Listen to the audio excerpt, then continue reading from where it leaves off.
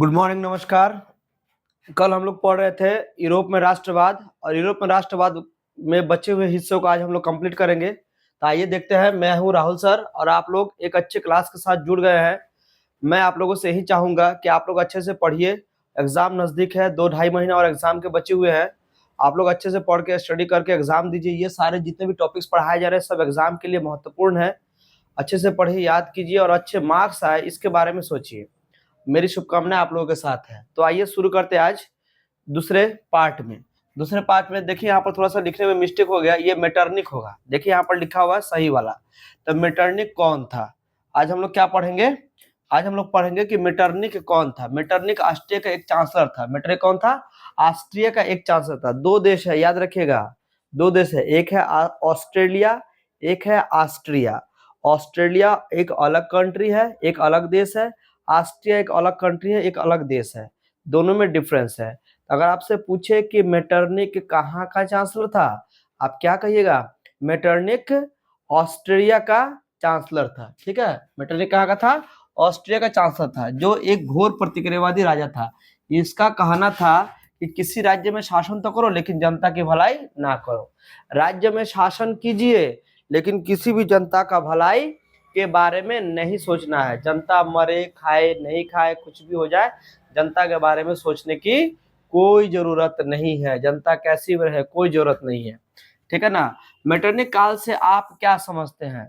तो मेटरनिक काल कब से कब सब था? 1815 से लेकर 1848 ईस्वी का जो समय था वो मेटरनिक काल के नाम से जाना जाता है। यह ऑस्ट्रिया का चांसलर था, जो एक घोर प्रतिक्रियावादी राजा था। इसका मूल मंत्र परिवर्तन में बाधा पहुंचाना था। क्या जी? मेटरनिक साहब ये चाहते ही नहीं थे कि उनके देश में किसी प्रकार का परिवर्तन हो। जो जैसा चल रहा है वैसे ही चलने दीजिए। और वो परिवर्तन में क्या बने हुए थे? बाधा बने हुए थे। किस प्रकार के बाधा बने हुए थे, इसके बारे में आइए देख लेते हैं। लिखा है कि यूरोप में कोई बदलाव ना हो। यूरोपियन कॉन्टिनेंट में किसी बदलाव के बारे में वो नहीं सोचते थे। सभी जगह पुरानी व्यवस्था को ही लागू किया जाए। शासन करो लेकिन किसी तरह का कोई बदलाव विकास ना होने दे। प्रेस पर पाबंदी लगा दिया गया। नुक्कड़ नाटक, भाषण, सामाजिक सभा पर पाबंदी लगा दिया। स्कूल, कॉलेज और जासूस लगा दिया गया। क्या क्या किया गया? यूरोप में आप किसी प्रकार का बदलाव नहीं कर सकते हैं। ठीक है, जो पुरानी व्यवस्था चली आ रही थी उसको ही चलाते चलिए। शासन करो लेकिन किसी तरह का कोई बदलाव विकास ना करे। प्रेस पर, ठीक है, जो भी न्यूज चैनल वगैरह थे, समाचार एजेंसी थी, उन पर क्या लगा दिया गया? पाबंदी लगा दिया गया। नुक्कड़ नाटक, भाषण, सामाजिक सभा पर भी पाबंदी लगा दिया गया। नुक्कड़ नाटक, कोई भी किसी प्रकार का नाटक नहीं हो सकता, कोई भी भाषण नहीं दे सकता। सामाजिक सभा, समाज में बैठ के कोई एक जगह सभा नहीं कर सकती। इन सारी चीजों पर रोक लगा दी गया। स्कूल और कॉलेज में जाकर जासूस लगा दिया गया। ठीक है, स्कूल कॉलेज कहाँ पर क्या क्या हो रहा था, इन सभी चीजों के बारे में क्या लगा दिया गया? जासूस लगा दिया। किसके द्वारा जासूस लगा दिया गया था? तो मेटरनिक साहब के द्वारा इन सारी चीजों में क्या लगा दिया गया? जासूस लगा दिया गया। ठीक है, मेटरनिक साहब द्वारा इन सारी चीजों पर क्या लगा दिया गया? जासूस लगा दिया गया कि उनके देश में कहां कहां पर क्या क्या हो रहा है। आइए इसके बाद देखते हैं कि मेजनी कौन था। ठीक है, देखिए मेजनी कौन था। मेजनी कौन था? ठीक, मेजनी का जन्म 1805 ईस्वी को जेनेवा में हुआ था। मेजनी का इटली के एकीकरण का मसीहा कहा जाता है। मेजनी का जन्म कहाँ हुआ था? जेनेवा में हुआ था। जेनेवा कहाँ पर पड़ता है? जेनेवा इटली में पड़ता है। देखिए यहाँ पर, यहीं पर दिया, यहाँ पर मेजनी का फोटो दिया हुआ है। यही कौन थे? यही साहब हमारे मेजनी साहब थे। ये कौन थे हमारे? ये हमारे मेजनी साहब थे। तो मेजनी साहब का जन्म कहाँ हुआ था? जेनेवा में हुआ था। मेजनी इटली के एकीकरण का मसीहा कहा था। कहाँ के एकीकरण का? इटली के एकीकरण का। पहले देखिए, पहले जमाने में थे ना, आज से 100-200 साल, 500 साल पहले या उससे भी पहले तक कोई भी छोटे छोटे जगह में राजा हुआ करते थे। ठीक है, लेकिन जब लोकतंत्र शुरू हुआ ना, तो बड़े छोटे छोटे हिस्सों को मिलाकर एक देश बना दिया गया और छोटे छोटे हिस्सों को राज्य बना देगा। लेकिन पहले जमाने में ऐसे नहीं थे। पहले जमाने में एक छोटे छोटे जगह होता था। ठीक है, उसी कुछ जगहों में एक राजा होता था। फिर राजा अपना विस्तार करते थे तो विस्तार होता था, नहीं विस्तार करते थे उतना ही जगह में रह के वो अपना जीवन गुजर बसर करके निकल जाते थे। ठीक है, अपना जीवन गुजर बसर करके निकल जाते थे। लेकिन यहाँ पर क्या कह रहा है कि यह एक कर्मठ कार्यकर्ता, लेखक तथा दार्शनिक था। इन्होंने 1830 ईस्वी में नागरिक आंदोलन चलाया था, जिसका समर्थन तमाम जनता ने किया था। मेजिनी ने 1831 ईस्वी में यंग इटली की स्थापना की तथा 1834 में यंग यूरोप की स्थापना की गई। तो मेटरनिक साहब क्या किए, ये एक कर्मठ नेता थे। कौन थे? मेटरनिक, मेजिनी, मेटरनिक नहीं, मेजिनी क्या थे? मेजिनी साहब जो थे, मेजिनी साहब एक, सॉरी मेजिनी साहब होगा, मेजिनी साहब क्या थे? एक कर्मठ एक नेता थे। ठीक है, मेजिनी साहब क्या थे? कर्मठ कार्यकर्ता थे, कर्मठ लेखक भी थे, कार्यकर्ता लेखक थे, दार्शनिक भी थे, नहीं कि अच्छा फिलोसोफर थे। इन्होंने 1830 ईस्वी में नागरिक आंदोलन चलाया था। क्या चलाया था इन्होंने? 1830 ईस्वी में नागरिक आंदोलन चलाया था, जिसका समर्थन तमाम जनता ने किया था। ठीक है, और उस नागरिक आंदोलन में जनता के भलाई के बारे में सोचा गया, जिसका समर्थन किसने किया था? तमाम जनता ने किया था।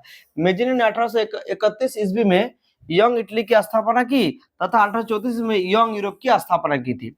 1834 में क्या की? इटली की स्थापना की। देखिए इसी सन में उन्होंने इटली को एकीकरण कर दिया, एक जगह लाके इकट्ठा कर दिया, एक मतलब टूटे हुए देश को एक इकट्ठे देश बना दिया और यंग यूरोप की स्थापना की। ठीक है, और यूरोप का जो नया एकीकरण था यहीं से शुरू हुआ और ऐसा माना जाता है कि यहीं से एक जवान एक यंग यूरोप की शुरुआत हुआ।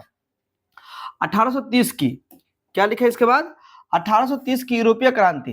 1830 की यूरोपीय क्रांति फ्रांस की क्रांति। आइए देखिए 1830 की यूरोपीय क्रांति और फ्रांस की क्रांति क्या थे। सन 1815 में लुई 18वां सम्राट बना। कब बना? सन 1815 में लुई जो 18वां था वो क्या बना? सम्राट बना। सन 1824 में लुई 18वां क्या बना? उनकी मृत्यु हो गई। देखिए यहाँ से लेकर यहाँ तक उनका क्या चला? शासन चला। किसका? लुई साहब का। ठीक है, लुई साहब का यहाँ से लेकर 1815 से लेकर 1824 तक उनका शासन चला। नया सम्राट चार्ल्स दशम रूढ़िवाद थे। चर्च शक्ति को बढ़ा दिया गया। ठीक है, चर्च के जितने भी सारे ताकत थे उनको क्या कर दिया गया? बढ़ा दिया गया। मताधिकार सीमित कर दिया गया सिर्फ सामंतों को। वोट वही लोग दे सकते थे जो उच्च वर्ग के हो, जो जमींदार हो, जिनके पास समाज में एक अच्छा हैसियत हो, वही वोट दे सकते थे। प्लेगरेंक को प्रधानमंत्री बनाया गया। प्लेगरेंक नाम के एक व्यक्ति थे, उनको क्या बनाया गया? प्रधानमंत्री बनाया गया। 25 जुलाई 1830 को ये 4 नियम बनाया। कब बना? 25 जुलाई 1830 को ये 4 नियम बनाए गए। 26 जुलाई 1830 को पूरी जनता सड़क पर आ गया और आंदोलन शुरू कर दिया। आंदोलन होना ही था, आंदोलन होगा कि नहीं? होगा क्यों नहीं? आप देश चला रहे हैं तो सबको मिला के चलना पड़ेगा है। बताइए यहाँ पर मताधिकार का अधिकार सिर्फ सामंतों को दिया गया था, ऐसे थोड़ी होता है। ठीक है ना, ऐसा कहीं पर भी नहीं होता। सब किसी को समान अधिकार मिला है इस दुनिया में जीने के लिए। ठीक है, इसलिए सब किसी को जीने का हक देना चाहिए। देखिए क्या लिखा है, यह आंदोलन 3 दिन तक चला, जिसे फ्रांस के इतिहास का सबसे बड़ा गौरवशाली दिन कहा जाता है और यहीं से फ्रांस का बदलाव भी शुरू हो गया। कितना दिन तक आंदोलन चला? 3 दिन तक आंदोलन चला और 3 दिन तक जब आंदोलन चला तो यहीं से क्या हो गया? फ्रांस के बदलाव में शुरू आ गया और फ्रांस एक अच्छा राष्ट्र के रूप में उभर कर बाहर आए। 31 जुलाई को चार्ल्स दशम भाग कर इंग्लैंड चला गया। कौन व्यक्ति? चार्ल्स दशम नाम का, चार्ल्स दशम नाम का एक व्यक्ति जो भाग कर कहाँ चला गया? इंग्लैंड चला गया। इसके बाद देखिए कह रहा है कि बुर्बो राजवंश की समाप्ति हो गई और वहां संवैधानिक राजतंत्र आ गया। कहां पर? फ्रांस में। फ्रांस में बुर्बो राजवंश खत्म हो गया और बुर्बो राजवंश खत्म होने के बाद वहां पर संवैधानिक राजतंत्र आ गया। ठीक है, संवैधानिक राजतंत्र मतलब एक संविधान बनाया गया, कानून बनाया गया और उस कानून के दायरे में बहुत सारे लोगों को, यानी पूरे देश भर के लोगों को उसी कानून के दायरे में रखा गया ताकि शासन समान ढंग से चल पाए। लिखा है कि आर्लियंस वंश की स्थापना हुआ और लुई फिलिप को राजा बनाया गया। कौन सा वंश का? आर्लियंस वंश की। ठीक है, अच्छा, फ्रांस में आर्लियन वंश की स्थापना हुई और लुई फिलिप्स को राजा बनाया गया। ठीक है, लुई फिलिप जब राजा बने तब देखिए आगे और क्या कहानी बढ़ता है।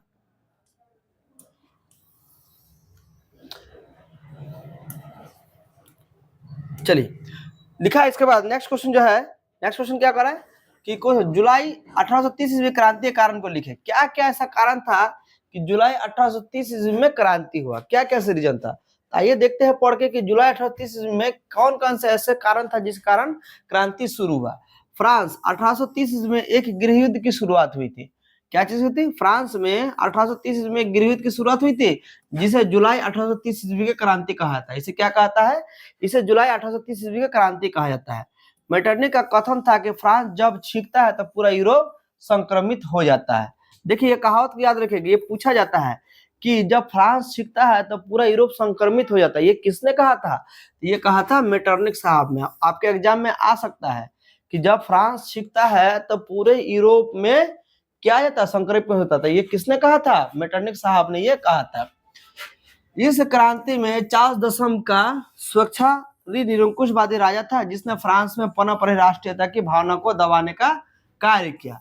इसके द्वारा प्रतिक्रियावादी पेलिग्रेन को प्रधानमंत्री बनाया, जिसका विरोध उदारवादी लोगों ने जमकर किया। ठीक है, जिसमें फ्रांस में पनप रही राष्ट्रीयता की भावना को दबाने का कार्य किया गया। 1830 ईस्वी में जब फ्रांस में राष्ट्रवादी चीजें और राष्ट्रीयता जब पनप रही थी, तो उस भावना को क्या किया गया, दबाने का कोशिश किया गया। ठीक है, अब देखते हैं कि 1830 ईस्वी की क्रांति के प्रभाव को लिखे कि 1830 ईस्वी में कौन कौन से ऐसे क्रांति हुई जिसमें क्या क्या प्रभाव हुआ। ठीक है, उसमें क्या क्या प्रभाव हुआ। लिखा कि वियना कांग्रेस के लक्ष्य को असफल कर दिया गया। क्या किया गया, वियना कांग्रेस के लक्ष्य को असफल कर दिया गया। पूरे यूरोप में सामाजिक आर्थिक राजनीतिक क्षेत्रों में विकास किया गया। क्या क्या किया गया, पूरे यूरोप में सामाजिक क्षेत्र में बहुत ज्यादा विकास किया गया, आर्थिक क्षेत्र में पैसा वाला मैटर में बहुत ज्यादा, ठीक है, कि लोगों का जीवन सुधार हो, लोगों के पास धन संपत्ति रहे, उसमें सुधार किया गया। राजनीतिक क्षेत्र में सुधार किया गया, देशभक्ति की भावना को बढ़ाया जाए। जहां पर भी, सिर्फ फ्रांस का कहा नहीं, विश्व के कोई भी देश जहां पर जनता रहता हो, उनका अपने देश के लिए राष्ट्रभक्त होना बहुत जरूरी है। तो देशभक्ति की भावना को क्या दिया गया, बढ़ावा जाए। Germany, Italy, Hungary, Poland, Iran की व्यवस्था को देखते हुए विकास का आंदोलन किया जाए। किसको किसको, जर्मनी कैसा कंट्री है, इटली कैसा कंट्री है, हंगरी कैसा है, पोलैंड कैसा है, यूनान कैसा है, वहां की व्यवस्था को देखते हुए विकास का आंदोलन किया जाए, ताकि दूसरे देशों की तरह हमारा देश ना हो, हमारा देश ज्यादा डेवलप हो, हमारा देश ज्यादा डेवलप। यदि कोई देश ज्यादा डेवलप्ड है तो उससे हम लोग और अधिक कर पाए, या कोई देश कम डेवलप्ड है तो उसके जैसा ना, उससे ज्यादा हम लोग डेवलप कर पाए। इन सारी चीजों को ध्यान में रखा गया, इन सारी चीजों को ध्यान में रखा गया। अब देखिए आगे क्या कहता है, यहाँ पे लिखा है कि 1848 ईस्वी को फ्रांसीसी क्रांति के कारणों को लिखे। क्या ऐसा कारण था कि 1848 ईस्वी में फ्रांसीसी क्रांति हुआ।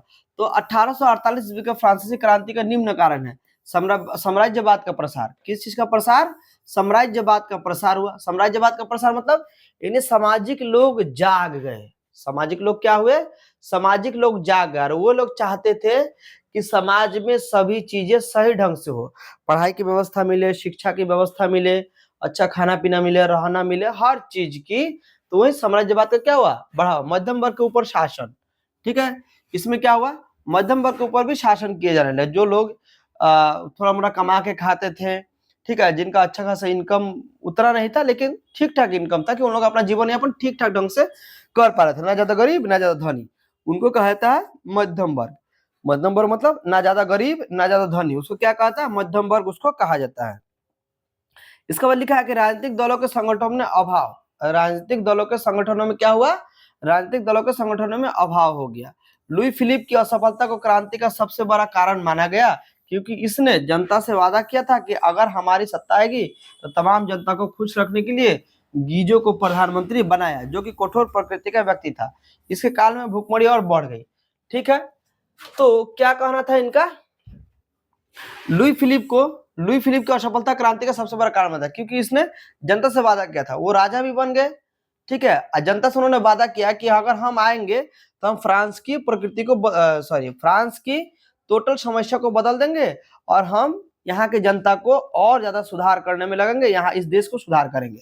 लेकिन इसके काल में भूखमरी बढ़ गई। इसी के कारण इसका विरोध सुधारवादी नेता थेथर्स ने किया था, लेकिन पुलिस द्वारा गोलियां चलवा दी, जिससे बहुत सारे नेता और लोग मारे गए, और इसके बाद ही क्रांति शुरू हो गया। लेकिन बाद में लुई फिलिप इंग्लैंड भाग गया।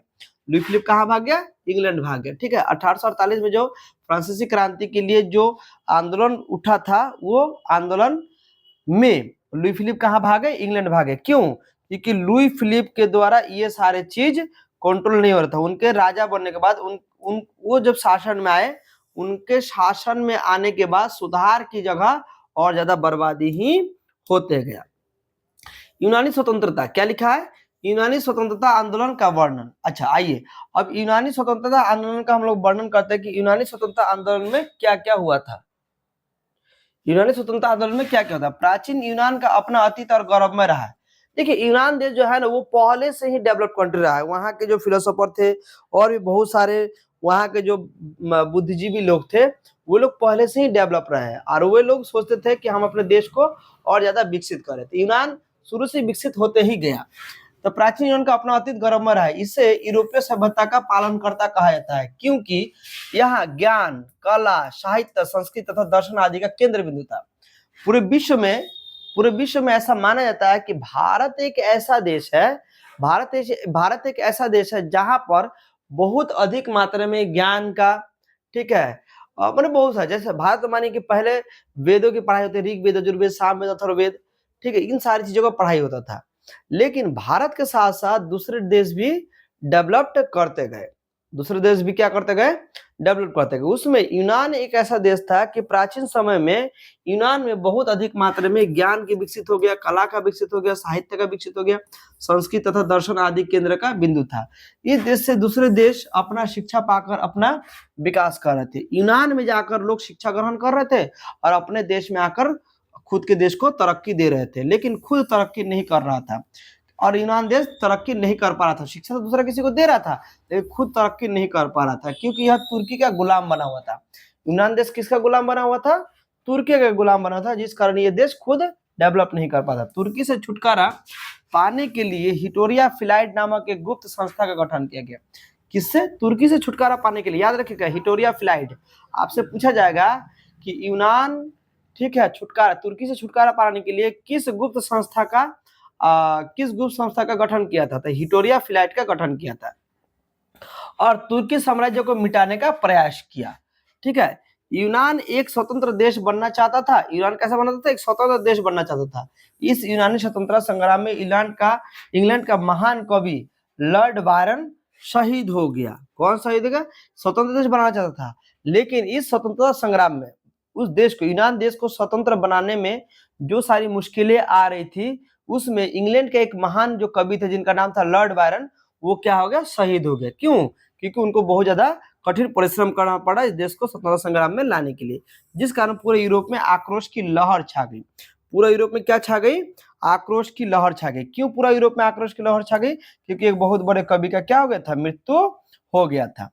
इसके बाद देखिए लिखा है कि 1827 ईस्वी में लंदन में एक सम्मेलन हुआ। कहां पर, इंग्लैंड के लंदन में 1827 में एक सम्मेलन हुआ, जिसमें रूस, फ्रांस, इंग्लैंड एक साथ होकर तुर्की का विरोध किया। कौन कौन सा देश, रूस, फ्रांस और इंग्लैंड एक साथ होकर किसका विरोध किया, तुर्की का विरोध किया। क्यों तुर्की का विरोध किया, 1829 ईस्वी में एड्रियानोपुल की संधि यूनान और तुर्की के बीच हुई, जिससे तुर्की की हार होगी और अंततः 1832 ईस्वी के कुस्तुनतुनिया की संधि के तहत यूनान को आजाद कर देंगे। यूनान को क्या कर दिया, आजाद कर देंगे, यानी तुर्की से यूनान को छुड़ा लिया गया। किसकी मदद से, तीन देशों की मदद से, रूस, फ्रांस और इंग्लैंड की मदद से छुड़ा लिया गया और यूनान का राजा ऑटो को बना दिया गया। ऑटो मतलब भाई गाड़ी वाला ऑटो मत समझिएगा, यहाँ पर ऑटो का मतलब होगा, यहाँ पर ऑटो का मतलब क्या होगा, यहाँ पर ऑटो का मतलब एक व्यक्ति का नाम। उनको क्या बना दिया गया, राजा बना दिया गया। ठीक, उनको क्या बना दिया गया, राजा बना दिया गया। देखिए इसके बाद इटली और जर्मनी के एकीकरण। तो इटली और जर्मनी के एकीकरण में क्या क्या हुआ, इटली और जर्मनी का एकीकरण। ठीक है, पहले इटली और जर्मनी जो थे ये एक देश नहीं हुआ करते थे। ये इटली और जर्मनी अपने ही जगह पे छोटे छोटे हिस्सों में बटे हुए थे, लेकिन इटली और जर्मनी आगे चलकर एकीकरण हुआ और छोटे छोटे जगह मिलाकर राज्य बना, वही राज्य मिलाकर क्या कहलाया, एक देश कहलाया। तो देखिए इटली और जर्मनी का एकीकरण में क्या क्या भूमिका है। इटली और जर्मनी के एकीकरण में ऑस्ट्रिया की क्या भूमिका थी, ऑस्ट्रिया एक अलग कंट्री है, लेकिन इटली और जर्मनी के एकीकरण में ऑस्ट्रिया की भूमिका थी, उसके बारे में जानना है। इटली और जर्मनी के एकीकरण में ऑस्ट्रिया का सबसे बड़ी बाधा थी, ऑस्ट्रिया सबसे बड़ी बाधा थी। इटली और जर्मनी के एकीकरण में कौन सबसे बड़ा बाधा था, ऑस्ट्रिया सबसे बड़ा था। ऑस्ट्रिया नहीं चाहता था कि इटली और जर्मनी का एकीकरण हो, क्योंकि एकीकरण के पीछे राष्ट्रवाद का हाथ था। एकीकरण के पीछे किसका हाथ था, राष्ट्रवाद का हाथ था। ऑस्ट्रिया का चांसलर मेटरनिक को कहा जाता है। ऑस्ट्रिया का चांसलर किसे कहा जाता है, मेटरनिक कहा जाता है, जिसका कहना था कि किसी भी देश में शासन तो करो लेकिन जनता की भलाई ना करो। शासन तो करो लेकिन जनता की भलाई करने की कोई जरूरत नहीं है। यदि जनता की भलाई करेंगे तो फिर जनता जाग जाएंगे, आपसे और भी बहुत सारी चीजों का डिमांड करने लगेंगे, इसलिए जनता की भलाई वो लोग नहीं चाहते थे। देखिए इटली और जर्मनी के एकीकरण में नेपोलियन का क्या योगदान रहा था, क्या योगदान रहा था कि नेपोलियन ने इटली और जर्मनी को एकीकरण करने में। तो देखिए यहाँ पर इटली और जर्मनी के एकीकरण करने में नेपोलियन का क्या योगदान रहा। इटली और जर्मनी के एकीकरण में नेपोलियन का अहम योगदान रहा था। नेपोलियन ने बहुत ज्यादा हेल्प किया। कैसे? इन्होंने इटली और जर्मनी को भौगोलिक परिधियों से बाहर करके वास्तविक सत्ता दिलाने का कार्य किया। भौगोलिक परिधियों से बाहर निकाल के वास्तविक सत्ता दिलाने का कार्य किया। फ्रांस की क्रांति ने राष्ट्रीयता का सिद्धांत को जन्म दिया। फ्रांस की क्रांति ने किसको जन्म दिया? राष्ट्रीय। फ्रांस में जब क्रांति हुआ, फ्रांस के लोग जब जागे तो वो लोग आंदोलन करने लगे, और उन लोगों का जब आंदोलन शुरू हुआ तो उस आंदोलन से क्या जी, उस आंदोलन से राष्ट्रीय भावना आई लोगों में, फ्रांस के प्रति एक विश्वास जगा। उन्होंने देश से अपना प्रेम करने लगे, और देश से जब वो लोग प्रेम करने लगे तो एक राष्ट्रीयता का क्या जगह, एक भावना जगा। 300 छोटे छोटे राज्यों को केवल 33 राज्यों में परिवर्तित कर दिया था। 1806 में जर्मन राइन संघ की स्थापना की। देखिए मैंने पहले बताया था कि जर्मनी क्या था। जर्मनी पहले 300 छोटे छोटे राज्यों में बटे हुए थे। जर्मनी कैसे थे? 300 छोटे छोटे राज्यों में बटे हुए थे, लेकिन बाद में चल के जर्मनी को 33 राज्यों के एक देश के रूप में बदल दिया गया। जैसे हमारा भारत भी पहले छोटे छोटे हिस्सों में बटे हुए थे, ठीक है, ये बड़े बड़े हिस्से छोटे छोटे हिस्सों में बटे हुए थे, लेकिन भारत में सभी राजाओं को एक साथ मिला के क्या बना दिया? राजतंत्र हटा के लोकतंत्र बना दिया गया। ठीक उसी तरह विदेशों में भी ऐसा था, लेकिन भारत से पहले विदेशों में ये सारी प्रक्रियाएं शुरू हो चुकी थी। बिस्मार्क कौन था? इसके बारे में देख लीजिए।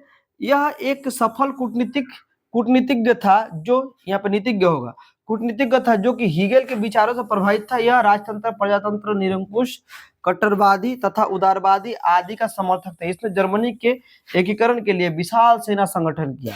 ठीक है, प्रशा का शासक विल्हेम प्रथम यह जानता था कि जब तक कि फ्रांस और ऑस्ट्रिया को पूरी तरह पराजित नहीं कर दिया जाता तब तक जर्मनी का एकीकरण नहीं होगा, और यह काम बिस्मार्क ही कर सकता है।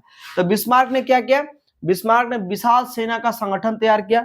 संगठन में वो चाहते थे राजतंत्र, प्रजातंत्र और निरंकुश, कट्टरवादी तथा उदारवादी आदि का समर्थक था। ठीक है, इतने सारे चीजों को क्या था? समर्थक था। और उन्होंने क्या कर दिया? जर्मनी की एकीकरण नहीं होगा, और यह काम बिस्मार्क ही कर सकता था। तो बिस्मार्क का यह सहयोग था किस चीज में? एकीकरण होगा या नहीं होगा, इसमें बिस्मार्क का बहुत ज्यादा क्या था? सहयोग था।